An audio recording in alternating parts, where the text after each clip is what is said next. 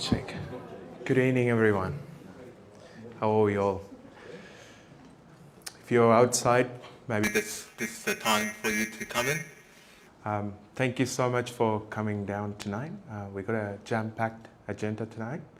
And if you're coming here for the first time, welcome. My name is Henley Samuel, President of Gungahlin Community Council, and I do have my executive committee members here. We have Shah, Ralitza, Michael, Darren, and another Shah. So thank you. And if you're tuning us for the first time in Facebook, yeah, welcome. So today's agenda as well, we see next page. And before we get into the agenda, I'll just going to do some housekeeping rules.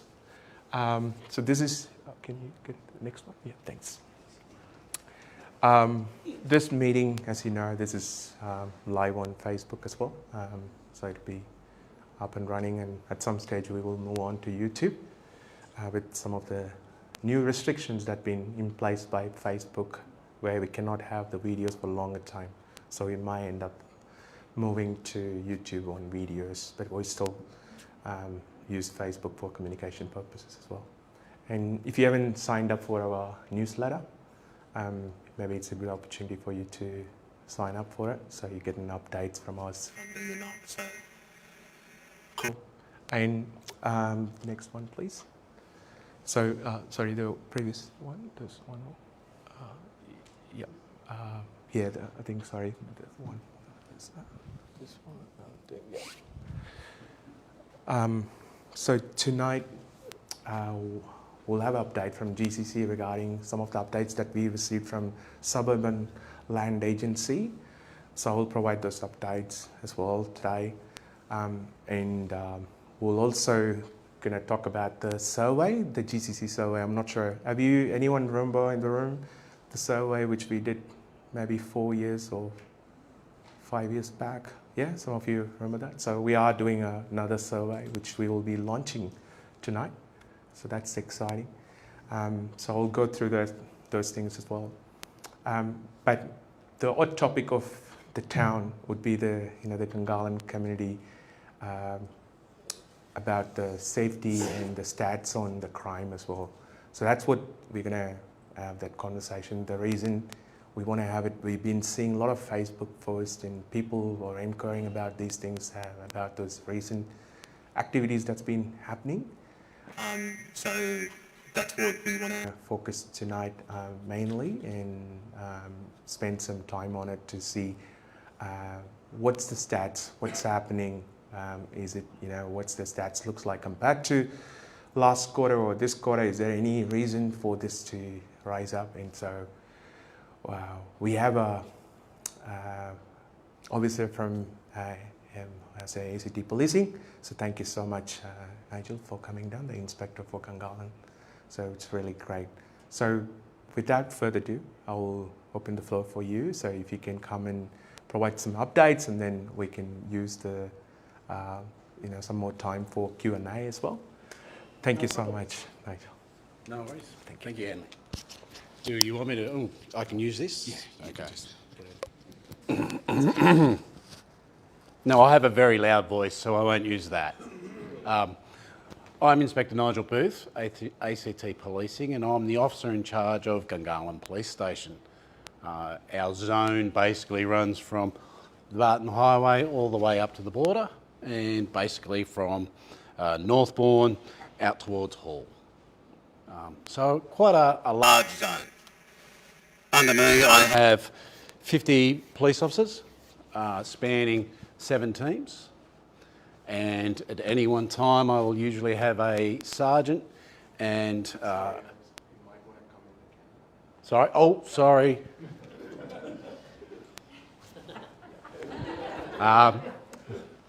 Okay, can you see me now? That's your view. Okay, hang on. All right. Okay, no, I'll stop being silly. Where was I?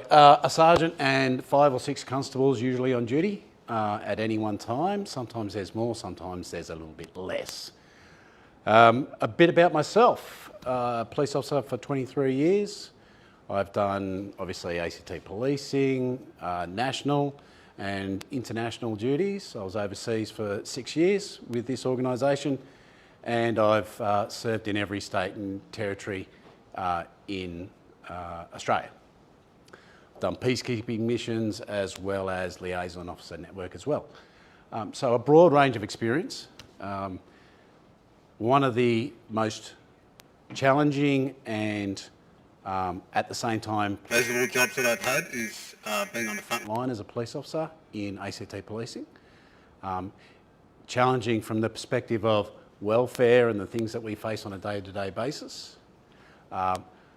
Pleasurable from helping the community directly, face-to-face, and getting those rewards, and working with my colleagues. So that tells you a little bit about myself. On the personal front, a wife, 3 kids. If anyone wants any kids, I can sell you them. I'm not joking. Now, in relation to Gungahlin Zone, and I know everyone here is concerned about the crime rates. And are they going up? Are they going down? In what areas? So on and so forth. I'll preface this by saying one crime is too many in my book. ACT policing is focused on the safety of the community, the welfare of the community, and preventing crimes from occurring. And if they do occur, using our powers and the legislation to its full effect to prevent that happening again. Okay? So that's our focus.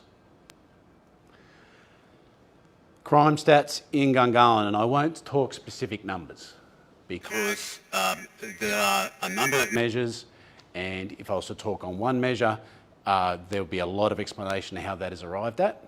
But what I will base it off is offences committed in Gungahlin Zone. We can go to an incident and charge no one, and there's no offence. But we've still been and done something and dealt with the public.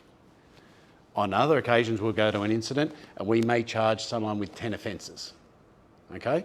So it is a measure of more about the seriousness of the incidents we encounter, as well as an indication of how much crime we're actually dealing with in Gungahlin Zone. Over the last 2 years, we've had a drop in crime in relation to offences.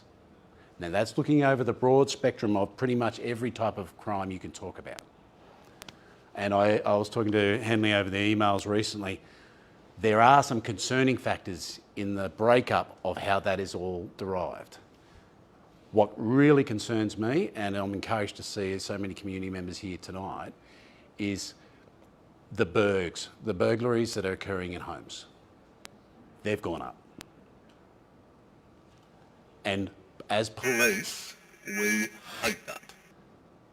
Because it's an invasion on your privacy, it's an invasion on your kids. Sometimes the offenders are armed, so it's a very volatile situation. And it's the flow-on offences that occur from those burglaries that additionally cause us a lot of stress. They take your car, they certainly don't drive it within the speed limit and obey stop signs and those sorts of things, so they create on-flowing offences which pose a significant danger to the community. And they don't drive those cars just for the fun of it. They go off and commit other offences at other places. So one incident, one burglary at one house can turn into a string of offences that occurs over a week or 2 weeks until we can actually find these people and deal with it. Sometimes it's immediate, sometimes it's over weeks. So we're really concerned about our burglaries and we want to get them down. The other part we have is retail theft. That has exponentially increased. There's a number of factors involved in certainly both of those two types of crimes, but I'll talk specifically to the retail thefts. CCTV is no deterrent. It helps us after the fact, but it doesn't seem to have as big a deterrence as it used to have. Security guards and those sorts of measures at shops have limited effect because there are no powers associated with those security guards above what a normal citizen has.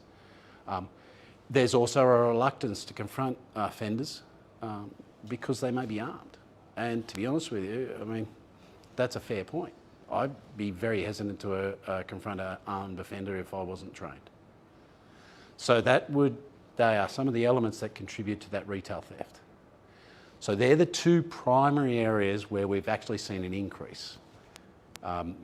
As to what police are doing about it, well, we conduct a number of proactive patrols. All right. And I can talk about that till I'm blue in the face, but ultimately it comes down to the quality of our intelligence and our ability to enact that intelligence and be in the right place at the right time. But it also depends on whether my people are at another job. They can't be in two places at once. It depends on whether I have experience in the car that actually can then follow through on interdicting those people, or do I have two junior constables that are not as experienced and can't follow that through? It may depend on, I might have 5 jobs at once going and I've only got 3 cars. All of these things impact on it, but one of the key messages I want to leave the Gungahlin community with tonight is the police are doing everything they can at this point to try and bring those, particularly those 2 elements down, the burglaries and the retail thefts.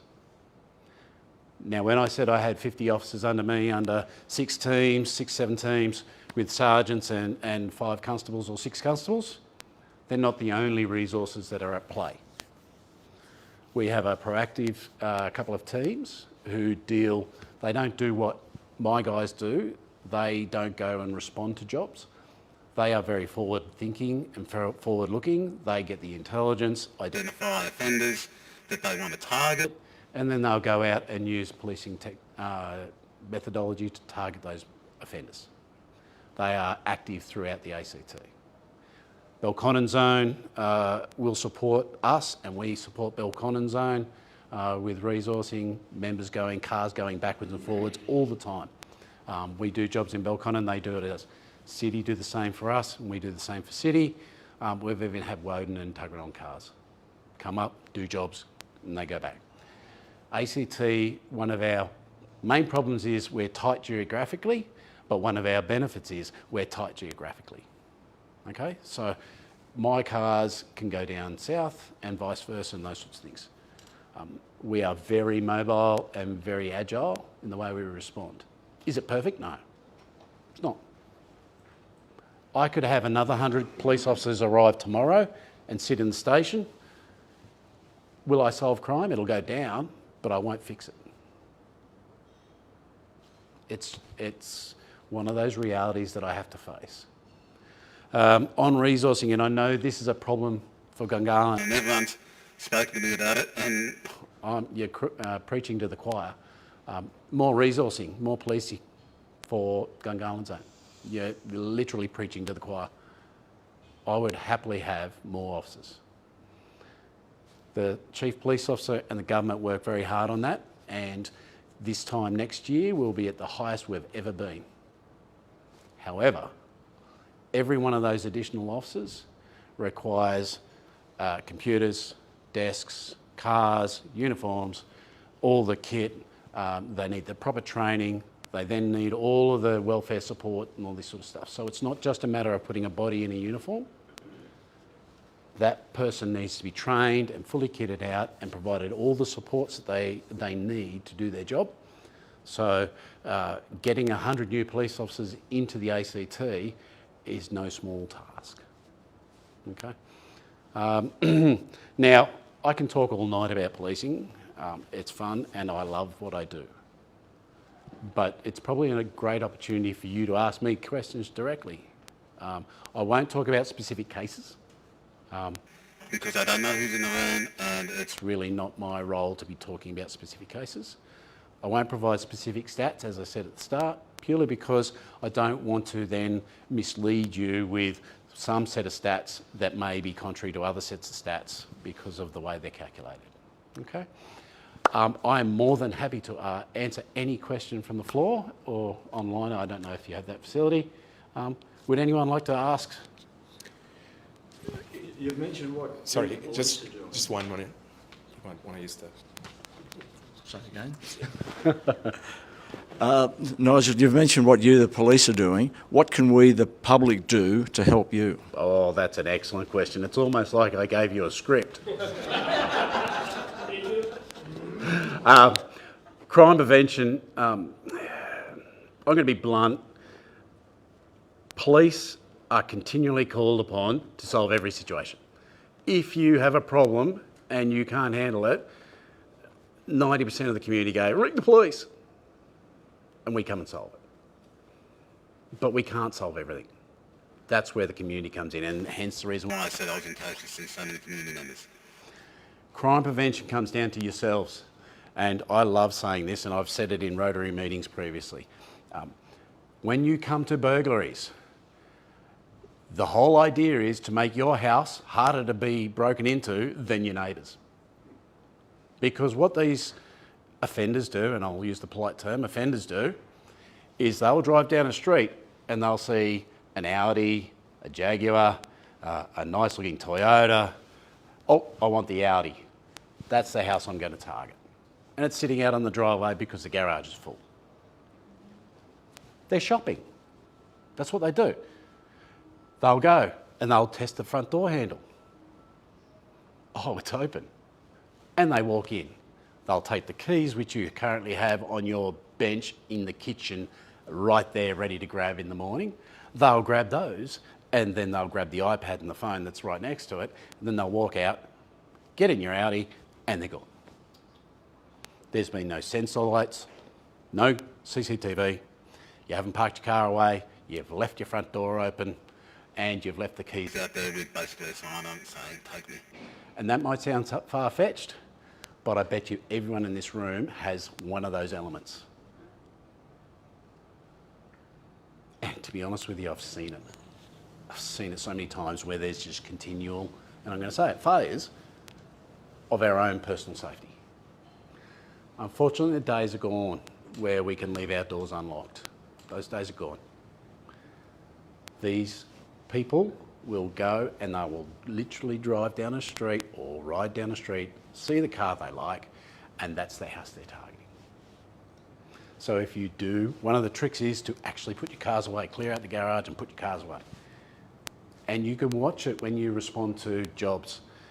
Some people have doorbell cameras and that sort of stuff, and you can see them actually go from door to door to door to door, testing the front door or testing the car doors. See, some people leave their keys in the car on the front of the driveway, and then they call police and say, well, our car's been stolen. And you go, really? You left the key in the car? I don't want to sound flippant, that's not the message I want to leave you with. We can't do it all. And the Gungahlin community, and indeed the whole of ACT, need to actually start doing these things with us and helping us. And generally Gungahlin's pretty good. I've seen some ridiculous situations across the ACT, but if we look after ourselves and make sure our house is harder to break into than our neighbours, then they're going to go next door. And if that neighbour goes, well, if Joe made his house really hard to break into, I might make mine as hard, they then go to, oh, that one's too hard too. And they keep on going, and they keep on going, keep on going. So the message I want to tell you in relation to prevention, and particularly burglaries, lock your windows, lock your doors, have your sensor lights, have your CCTV, have your cars away, put your keys away somewhere safe during the night. You know where they are, the crooks won't. Those are sorts of techniques that you can easily do yourselves, or have a tradie or even a handyman come in and help you with. That will reduce burglaries. That will then reduce the amount of stolen cars that are on the roads. That will reduce my officers having to get into pursuits. That will reduce the number of my officers that have to throw spikes in front of a car that's coming at them at 120 kilometres an hour. That will reduce the burglary that then happens in Woden, where they're brandishing a knife because they haven't had any transport to go and take that car. Okay, so I may put a light-hearted spin on it at the start, but that's what happens. Thank you, Nigel. I think it's good to know what the community needs to do. And the other aspects of that, I will touch base on that. But I just want to see the petition that we did 2 years back when Dave Kraft was still an officer. So he was crying for help literally because he wasn't getting any support from the government in terms of resourcing or the infrastructure.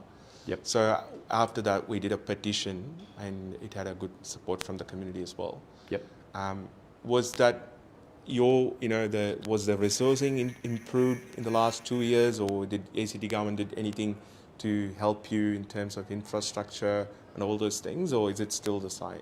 We have had improvements in Gungahlin Station in relation to both of those, resourcing and the station. Are they perfect? No. But we have had improvements on both. Recently, Gungahlin Station went under a refit, which enabled us to have more desk space that was more usable and more modern. So we've actually had an improvement in that area. We also had a purpose-built crime area, which was fitted out, plus new breakout areas and those sorts of things. So we have seen an improvement in Gungahlin Station. We have had an increase in numbers. It's still building, however, it's not at its full level yet. So we've had an additional 3 or 4 police officers come on in, which is positive. And that enables us then to deal with things like leave and training and those sorts of things. Is it at the perfect level at the moment? I would say at this stage, it's up to the CPO and the government to then look at if we can increase it even more. But as I said, we've had an additional commitment from the government in the last election, and by this time next year, we'll be at record levels. And I think Gungahlin is one of those primary areas that they're going to increase the number of full-time employees, as in police officers, to assist with patrolling. Yeah, that's good to know. Before I go into the floor, I just want to have another question in terms of what you said in your response to the gentleman's question, where what the public needs to do. So in order to assist, like with these offenders, what the age group? Are they young people looking to get, maybe there's no one to lead them, or I don't know. So what's the age group of those offenders? And also we've seen a lot of connected with the drugs, drug usage as well. And then I think ACT government legalising illegal drugs, I'm not sure whether that's going to help you guys, obviously not. So is there anything to do with, are they all linked together, just to understand, are they all under 18, or is it, what kind of, are they repeating offenders? Okay. I won't break down the age groups. I will generalise from what the data I'm seeing and the experience I'm having is some of the offenders are, yes, under 18, so they are classed as young people. Some are over. I won't comment on the government's policy in relation to altering the way that drug possession is handled. It hasn't been decriminalised, that's not the correct term. There are different measures for addressing drugs. Are they interconnected? I would suggest there are some elements of interconnectedness between the burglaries and drugs. Are they dependent on each other? I won't go that far. So I won't say that every person committing a burglary is engaging in drugs. I won't say that. That's not my experience. Youth offending is a difficult one, and it's very topical. It comes down to, I want to put this the best way to avoid confusion. The youth offenders in ACT, they have different reasons for why they do what they do. ACT policing's put a lot of effort into understanding why they do it. Our proactive area very much target ways of handling any youth offending, same with our patrols. And that may not necessarily mean arresting and putting them before the court. Our preference is restorative justice or diversionary programs, because I'm serious, the 12, 13, 14-year-olds don't deserve to be in Bimberi. Locking them up, in a lot of cases, is not the solution. And we work with other service providers on trying to address that. So those other law enforcement techniques, which are not arrest or not prosecution, they're a heavy focus for ACT policing. Okay? I won't make comment on the courts. They don't belong to me. I'm not in the same portfolio. Any suggestion that I am buying into this bail thing is not true. I'm not part of that. And I don't have opinion. I am a police officer. Nor the government. I'm in uniform. I don't have a political view. Okay, thank you. Previously, there was an Operation Toric, which essentially targeted recidivist offenders. So therefore, I think gathering from that, it seemed to be quite successful in targeting recidivist offenders. Is a lot of the crime that's sort of going on here, does it tend to be people that are known to police? Yeah, we do know some of the offenders, absolutely. Operation Toric was successful, and Operation Toric is now matured. Its methodology and the way it tackled recidivist offending still exists and is part of what our proactive units do. We have matured it and refined it, and one of those aspects is just because it's not under the banner of Optoric and we're not putting it out in the media, a lot of those things are still going on how we target those recidivist offenders.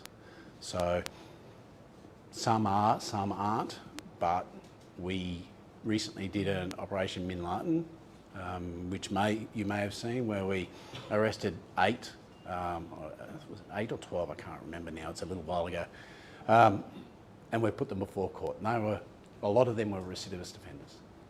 And I realise you don't want to buy into the bail-related things, but we do notice, based on the reports that are coming from the police themselves, that a lot of these offenders essentially are potentially out on bail when they're committing more offences. But I do appreciate the fact that you can't really go into that because it's not really your portfolio. And we know that a lot of the offenders are young. We see the CCTV footage. It's shared on social media. Yep. The big issue that we had before was potentially we're told by the police that potentially there might only be 2 patrol cars out in Gungahlin. Do you think that's sufficient for a population of nearly 90,000 people? I would desperately like more. Yeah. But as I said, it's just not a matter of training up extra however many police officers and throwing them in a car. There's a lot behind it. And it's not only the resources. We might have 2 cars on the road, but as I said, there are a lot more operating across the ACT, including Gungahlin Zone, which you may not see or necessarily attribute to that general duties role. And I just want to add the fact that our concern is not just for the community, our concern is for the police themselves. I mean, we've talked to the police liaison, we've talked to the police union, and I do understand the fact that you can pull resources from other areas, but it was made pretty clear to us that whilst one car could potentially be caught up in, say, a domestic incident, and we do realise that there's certain aspects of the demographics and things of Gungahlin which do tend to tie up your resources, that if you've only got one patrol car out on the road, it can be quite dangerous for police to attend matters that potentially could be violent or where they might be armed. So I'm concerned also about the safety of your own police officers actually having to call out when backup's like potentially 20 minutes away. You're preaching to the choir. I agree. Policing is a challenging job, and you're right. I would love to have more police. I literally would. And this time, as I said, this time next year, we're going to be at record numbers. and the CPO does work very hard in trying to distribute that across the ACT. We have a lot of priorities that we have to address. Family violence is of significant concern at the moment, so our family violence unit that's recently been set up. All of these factors come into play. But again, you're preaching to the choir. I'd love to have more patrols out there. And just the last question in relation to the police station expansion, do you have a firm time frame of when the police will be taking over that No, station? I haven't been told a firm time frame. Okay, thank you. Thanks,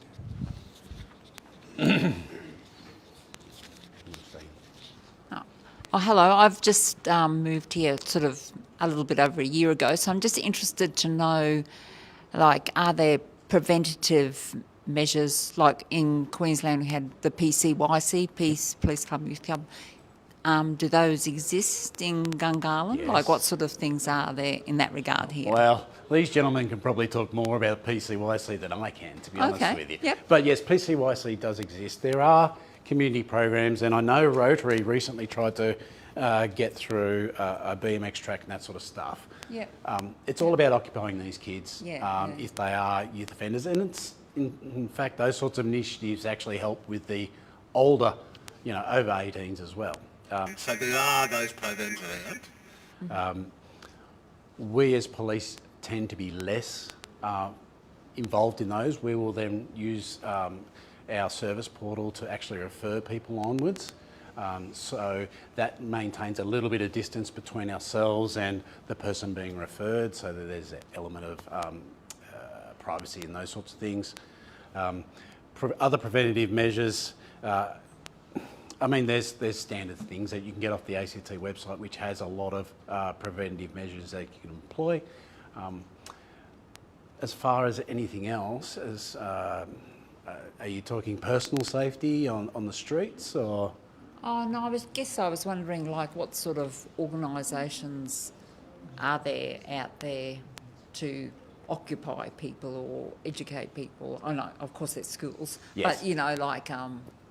but, just keeping people, Occupied motivated and not doing what some of these things do, yes. Yeah, so you said, Rotary. Yeah, Rotary is do a lot of work Yep. in relation to trying to get up projects to help these kids, and Okay. they Yep. support Other organisations like PCYC and those sorts of things. With So there is a PCYC. Oh yes, Okay. yes, and they donate cars and all that sort of stuff. And these gentlemen are right in Rotary, and they will be able to tell you more about that. And I recommend having a chat to them. But there's a number of programs around. There's the men's shed and all these sorts of things. What we do as police, we'll respond to a job or an incident and deal with a person. If we're looking down the diversionary tactics and those sorts of things, we'll refer them through a service portal for support services, and we can direct them to various areas for that support, and that provides them with an avenue that they can then start moving along. And it's everything from domestic violence, marriage counselling, men's shed. There's a whole raft of them that we actually refer on to. And that's part of the whole of government approach to actually diverting these people away from criminal enterprise. Great, and just want to acknowledge Yvonne Braun, the president of Neighbourhood Watch, as well in our midst, and he also happened to be the 10 years back or 12 years back, he used to be the Gungahlin president. So just want to welcome you, Yvonne, and I think you have a question. Yeah. I've also been President of Council on the Ageing, and for the last 8 or 9 years I've been working as a policy and advisor for opposition member of the Legislative Assembly focused on this electorate. So I've been heavily involved in trying to get more police resources here, but keeping a weather eye on anything in the community. But I've just taken over the role of President of Community Watch. Yep. Neighbourhood Watch, sorry, ACT. So looking forward to getting involved and working very closely with the Gungahlin Community Council if we can expand that. But I'd like to get your advice or reaction to the non-criminal issues and how they get reported and how they get handled. So graffiti, noise, arguments, hooning, very prevalent out here as well. Yeah. listening to you saying, well, that's an overload for the police, but really our advice is, well, if you've got something serious, you go through the police hotline or you go to Crime Stoppers. But what if people think it doesn't reach that threshold, and how do they feel safe and what do they have to do? Okay, so there's a number of avenues. And some of the things, and thank you for the question, some of those things are actually police responses. Things like hooning, graffiti, dangerous driving, because you're just driving down the road and you see someone driving like an absolute lunatic. Those sorts of things do constitute a police interest. We may not respond there and then, or it may have happened and you've then got home and then got access to your phone. So it's already done and dusted and it's over and done with. Police still want to hear about this stuff, okay, because it then forms a picture for us and creates intelligence, and then we can actually do some targeting and reduce the prevalence of whatever it is that we're looking at. So I think it only went live sometime this week. We've expanded our online reporting in relation To certain crime types. Previously, we've had dangerous driving, and you can report it if you get the registration and provide details of what actually has happened. And even better, if you have dash cam footage, you can sit at home with a cup of tea and upload that footage, and away it goes. And I can tell you from the inside, what happens with that is a police officer sits down, looks at what you've written, looks at the video footage that you've supplied, and if it is warranting a traffic infringement notice, out it goes. So it's not a matter of you guys just providing it in and it goes around in the tumbler and nothing happens. That's not the case. A police officer sits down and actually has a look at your contribution and goes, wow, that is awesome. That person's doing some very dangerous things, and I'm going to set them a traffic infringement notice. If it's even more serious than that, they'll actually get a patrol and go and attend and talk to the driver. If they can't identify the driver, they'll issue what's called a Section 60 on the registered owner of that car, who then has to tell us Who the driver was at that time. And if they don't, that's a criminal offence and we can prosecute. Okay, so when you report things online, it's a good avenue. It allows you to do it in the comfort of your own home, and it allows you to then bring your electronic devices, say you filmed it on a phone or in your dash cam, those sorts of things, it all can be uploaded and put on. Recently we expanded that to include, I've got to get this right, retail thefts, it only happened a couple of days ago, sorry. Retail thefts, and there's a couple of other ones. Then I can get back to Henley and he can spread the word. So that facility for online reporting is expanding and is an excellent way to actually provide that information. There's other avenues for providing things. If you say don't think it is at that level, you can go through Crime Stoppers and still provide the information. You can ring 131 444 if you think it's on the cusp, because there may be something in there that triggers police to go, well, that's associated with that job, which is associated with another job, which can increase it. Things like cars sitting on cul-de-sacs and that sort of stuff for extended periods of time and that sort of stuff with no suspicious circumstances around it, that's more in the realms of the Rangers and Access Canberra. But if Access Canberra pick up something and go, well, that's more of a police matter, they'll refer you back to us. So then you can, again, online report or call into the police station. We love having everyone come in. They'll just go to the front counter and give them a précis of what you saw or what you experienced, and they'll give you advice. Does that answer your question? Okay. Thanks for that. First of all, I've got 3 kids and they've all loved to see people in uniform, and the work you're doing with the schools are great, because sometimes that's a way for them to also encourage to actually, share about things. Yes. So my question is regarding use of technology, because you touched on that. Obviously, getting people, like you said, is not the short answer, but would there be I live in the suburb of Throsby, and I've seen cameras and other things, and I've also seen that people are posting videos of their CCTV cameras.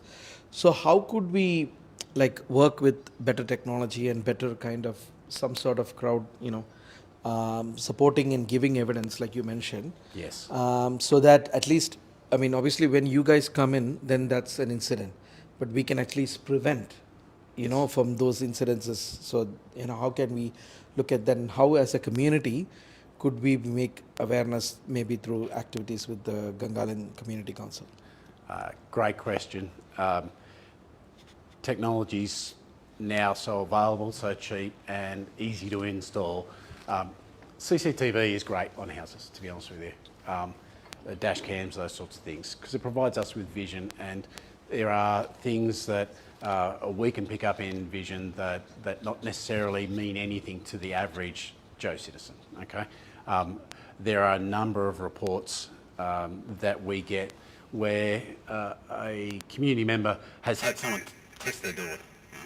okay, and they've sent a still or even a video from their door, ring cam, whatever it's called, and that provides imagery. And there's been a number of instances where the clothing of that person, down to shoes, distinctive shoes, the bum bag they're wearing, or something that's distinctive about that, has then contributed to an investigation in relation to some other offending. Okay, so the use of technology, certainly in that aspect, is greatly beneficial to police, and I would encourage everyone, as part of that, making your house harder to break into than your neighbours, looking at getting some CCTV. It may not be preventative in the immediate term, they may not be scared of it per se, but it contributes. It's another layer that will help you prevent your house being broken into, but the product coming from that assists police in further investigations, which then assists us in identifying the offender, and so on and so on and so on. So Technology is a big thing. I'll touch on, you said you had 3 kids, and on the topic of technology, unfortunately with phones, and everyone has to have a phone these days and that sort of stuff, and I was talking about this with the gentleman before I came in, phones essentially provide a doorway into your home. If your kids have got a phone, that's a doorway into your home. So you need to be across whatever your kids are doing with their phones. Not only bullying, as I was talking with these gentlemen, but it can come down to child exploitation, it can come down to quite serious offending, and then the flow-on effects with the welfare of your children, both mentally and physically, because of that open doorway. The phone is the open doorway into your home and into your children. I mean, you wouldn't leave your child's window open with everybody walking by. The phone is exactly the same thing. So I encourage everyone to, you can Go on to the ACCCE, which is the Australian Centre for Child Exploitation, that the AFP and partner agencies run. That's got information around mobile safety and those sorts of things. There's the E-Safety Commission has website which will provide tips. So if you're a parent, I strongly suggest you read that resource material, because essentially your child has an open door in their hand or in their pocket into your house. Is there anything you want me to expand on that one? No. Just to touch base on the giving police the video. Okay, yes. So that can be done through Crime Stoppers. Is an excellent way. Or the front office of a police station. You're more than welcome to come down and say, I've got this file here. And what the officers can do now is send you an SMS or an email link, and it provides a secure gateway for you to upload that imagery. And it takes 5 minutes. It can literally happen while you're standing there talking to the officer. It's called an excellent community request. And it's an excellent facility, and it's all secure, and it goes onto secure servers, and there's no way it can be taken away and used for anything else. It's used for police only. So those are the avenues that I would pursue. They're the quickest, easiest way of doing it. All right. So, First of all, thank you for being here. Appreciate your time. Just one thing that hasn't come up tonight, which I'm surprised about, is apartment living. Crime takes on a whole other face when you're talking living in an apartment. We live up high. We observe a lot of things after dark. We have been into the station to report them, and we're told unless somebody gets hurt, we're not attending. right. I mean that with all respect. No, that's good. And other things, well, what would you like us to do about it? So Crime Stoppers, I can advocate for that. We have had a lot of success through the Crime Stoppers website. Thank you very much. And one of the questions on there, which I think is important people tick the box for, is have you reported an incident in relation to this matter before?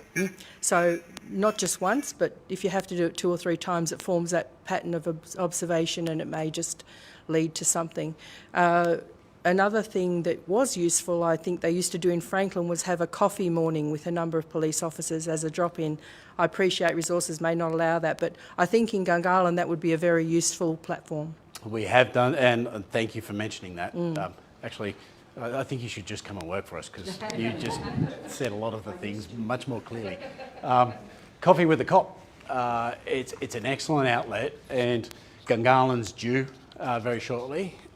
There's a lot of work that goes on with those behind the scenes, but I prioritise that in relation to what I do with my resources, purely because it puts us face to face with the community in a calm, relaxed atmosphere, and it enables interaction where there's not something stressful going on.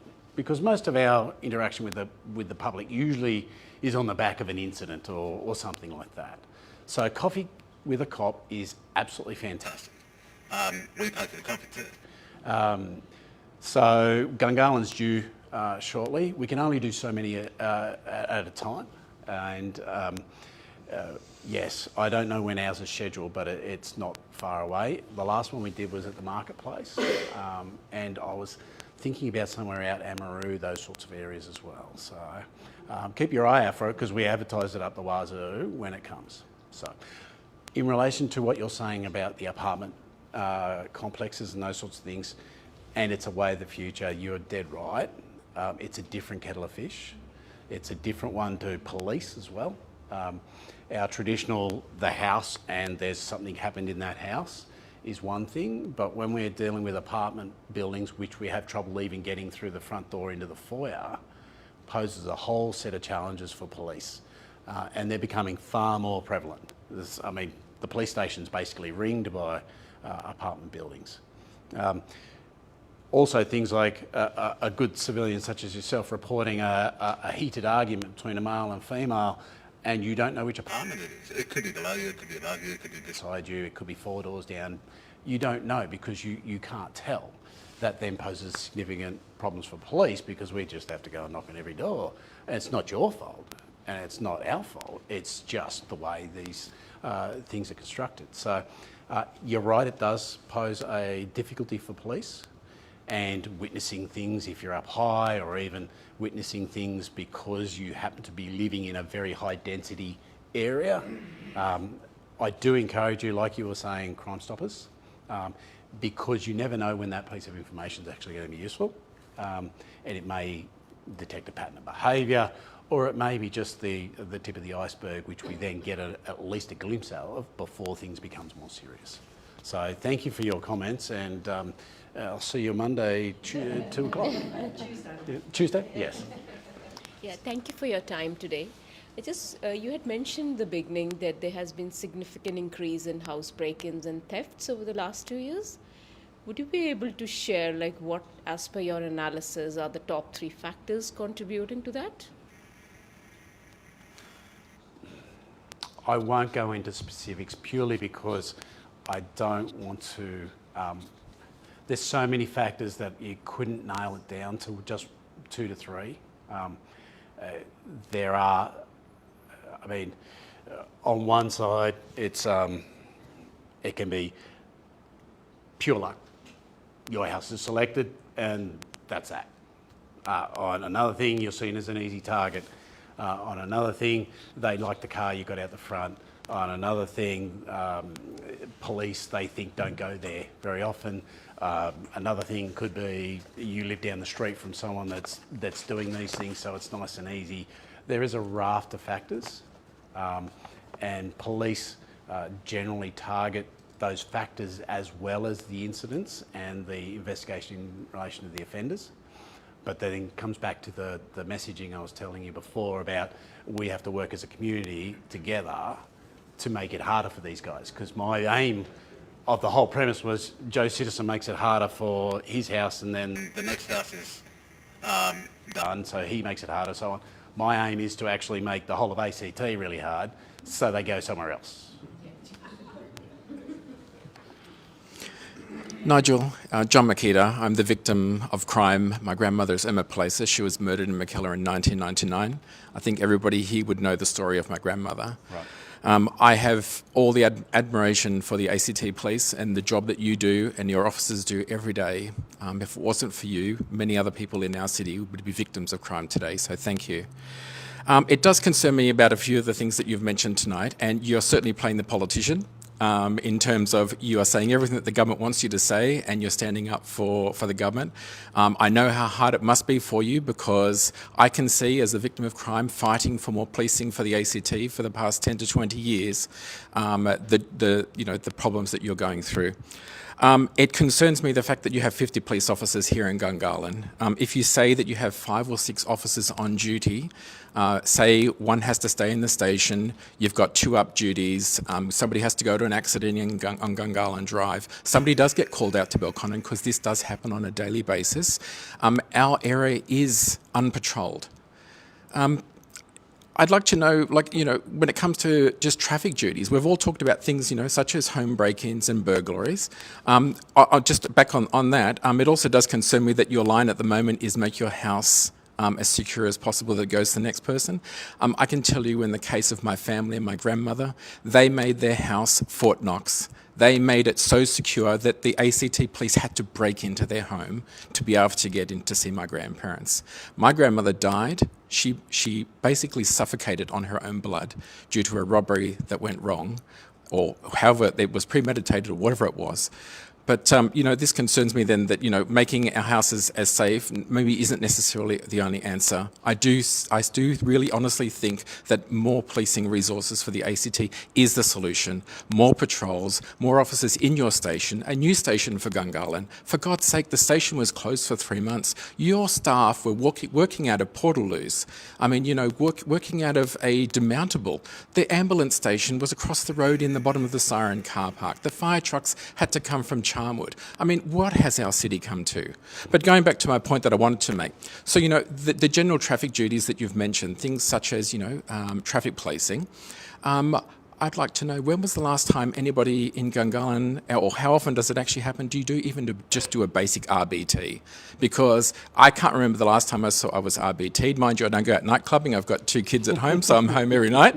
But these are the sorts of things, the basic community policing, back to basics that we expect from our police and from our government. Yeah, thanks for the question. And you're right, there is no silver bullet to solve burglaries. And I'm saddened to hear about the background side to the tragic death in your family. Back to core policing. And let me assure you I'm not playing politics. That's not me. If we look at, cite an example that you just cited, RDTs last month, we conducted over 20,000 RBTs across the ACT. And in Gungahlin, we were right up there with the top stations for the number of RBTs we conducted. Over the Christmas New Year's period,